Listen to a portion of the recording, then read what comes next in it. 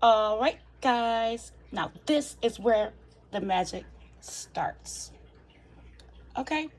Now, I've already built my custard, and in here I have 7 cups of my cheeses. Oh, yes. Now, I put all of my cheeses together because I like to have a bite of every cheese in my mouth when I'm having macaroni and cheese. Now, come on. Y'all done had people's mac and cheese that you have tasted mozzarella on one side, sharp on one side, Kobe on one side. Not in mine's. I blend all of mine together. This is 7 cups, baby. Let's go. And there is the star. See how that sour cream is just hugging them noodles? That's how you want it, baby. That's how you want it. Let's go. Let's go on and build this right on up into the creamiest, cheesiest mac and cheese that you've ever seen. Let's go. I like to use my cast iron skillet when I'm making my macaroni and cheese because it holds heat better than anything I've ever used. Next thing best, if you don't have a cast iron skillet, you can go ahead and use a glass dish. Now, as you can see, I have my skillet already buttered. That's just to save time on the video, of course, you guys. I'm layering it with one small layer of cheese and mac at the bottom. Mac and cheese, that is. Okay, just one thin layer. We're going to build it. We are building our mac and cheese, baby. And you can see that everything is perfectly married together. The cheeses are all on the noodles, all evenly coated. And I'm just layering it so I don't see the bottom of my skillet. When I don't see the bottom of the skillet, I will stop there.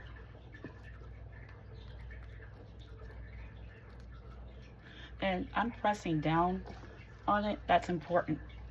You don't want any air pockets whatsoever. Okay? So make sure you press down really well. A lot of people leave that part out. That's just my tip for you guys. Okay. Now, I can't see the bottom of my pan. I'm going to go ahead. I'm going to go ahead and start with my custard. Now, there it goes again. I'm slowly going to add it just a little bit.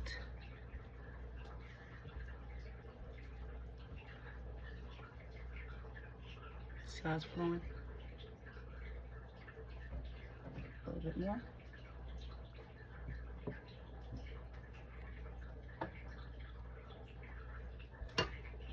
Reserve that part, okay? Put the rest in. Now this is where you can actually start to put a thicker layer.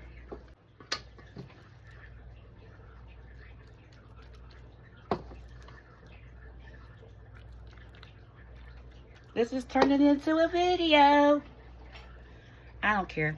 I'll make it short for my friends that like quick videos. It will lead you to this beautiful masterpiece though. Yes, it will. I can't help it, guys. I love to cook, and I love to cook with intention, okay? So a lot of people will cook stuff really, really fast. And that don't mean it's not good because it was cooked fast. I mean, if you just like fast food, I don't prefer it, like Burger King, McDonald's. So when I see people cooking fast, I always associate it with that. Quick meals, 30-minute meals. I don't know how to do those. Not really.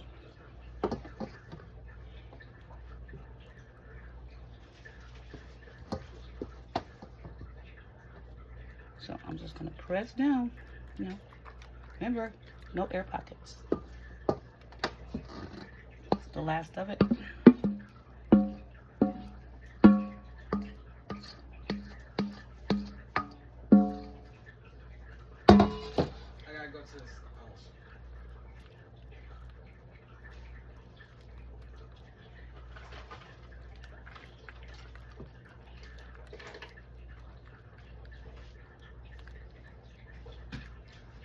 You see how I have a little bit of the skillet left out? You want your skillet to also look like that. Do not, and I repeat, do not let your mac and cheese go all the way to the top, guys. It will spill over. Happened to me thousands of times. Thousands. That's just another tip. Okay, so now I'm gonna pour the rest of my custard. Just like that. Just making sure it's all over it.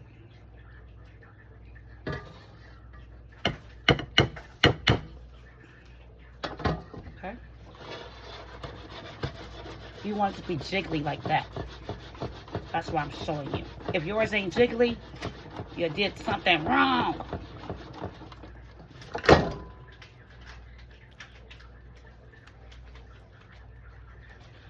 Now, I did reserve a cup of cheese for the top layer, of course.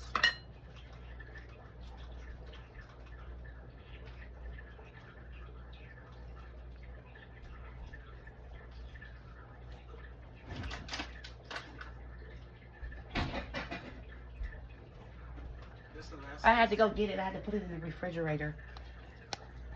Sorry, guys. This is actually going to be that golden crust that we all love at the top, right? So I'm just layering it. I want to cover it.